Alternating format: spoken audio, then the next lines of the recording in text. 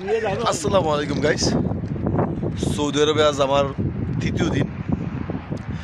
বাংলাদেশে ছিলাম যে শৈত্যপ্রবাহ আছে আজকে বাংলাদেশে গত 2 দিন যাবৎ। আমার মনে হয় এমন শীত পড়ে নাই।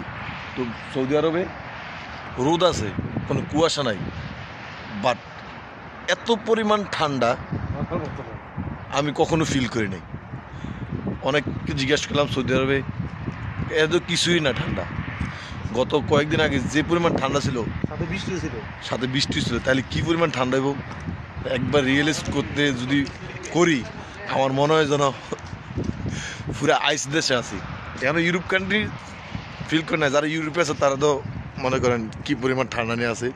আর সৌদি আরবে মরুর দেশে যে পরিমাণ ঠান্ডা, আল্লাহু আকবার, আমি এটা কখনো অ্যাকসেপ্ট করি না যে এত পরিমাণ ঠান্ডা সৌদি আরবে। দাম্মাম সিটিতে জুবাইলে হবে, বিশেষ করে জুবাইলে আছি। অনেকে বলে জুবাইল নাকি সব সিটি থেকে বেশি ঠান্ডা। জানি না কে কোন শহরে আছে, কতটুকু ফিল করতে, কিন্তু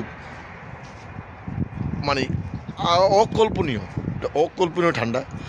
বাট আকাশে ওয়েদার খুব সুন্দর, রোদ আছে, দেখুন রোদের আলো আমার ফেসে লাগতেছে।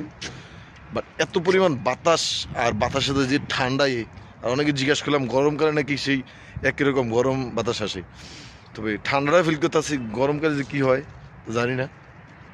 তো প্রচণ্ড প্রচণ্ড ঠান্ডা। আর এই ঠান্ডার মাঝে বিকেলে একটু বের হইলাম। সবসময় শুয়ে থাকতে ভালো লাগে না, বিশেষ করে আসছি নতুন, তো কামা ভিসা এগুলো হয় নাই, রুমের পাশাপাশি আছি। যখন ওই কাগজপত্র ঠিকঠাক হয়ে যাব তখন একটু ঘুরে ঘুরে আপনার মধ্যে সব কিছু শেয়ার করতে পারবো। তখন আসছি আমরা 3 জন, এই 3 জন একটু বাইরে হয়েছি। যে পাশে আছে যে বোটগুলা, এগুলো হয়তো পাশে সাগর আছে, সাগরের বোটগুলো এখানে যেগুলো অকিজু বা নষ্ট হয়ে গেছে, এগুলো রিপেয়ার করার জন্য ওরা গ্যারেজ হিসাবে এখানে রাখছে। সাথে বসে বসে আড্ডা করতেছে আর আপনার সাথে একটু শেয়ার করতেছি। আর যারা আমার ফ্যান ফলোয়ার আছেন, তারা যদি জুবাইলে থাকেন তাহলে অবশ্যই কমেন্ট করবেন। আর সৌদি আরবদা আছেন অবশ্যই অনেকেই আমার ফ্যান ফলোয়ার, তারা অবশ্যই জানাবেন কোথায় কেমন ঠান্ডা। সো আজকের মতন এখানেই বিদায়। ভালো থাকবেন, সুস্থ থাকবেন, আবার দেখা হবে প্রতিদিনের মিনি ব্লগে। ধন্যবাদ সবাইকে। আল্লাহ হাফেজ।